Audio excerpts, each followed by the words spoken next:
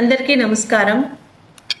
ప్రతి ఒక్కరికి ఉద్యోగం కల్పించాలనే ఒక దృక్పథంతో ముందుకెళ్తున్న మన ముఖ్యమంత్రి చంద్రబాబు నాయుడు గారి ఆదేశాల మేరకు Andhra Pradesh state skill development corporation ఆధ్వర్యంలో మెగా జాబ్ మేళా 2025 ఈ నెల 12వ తారీఖున పలాస సూర్యతేజ కాలేజ్లో జరపబడుతుంది.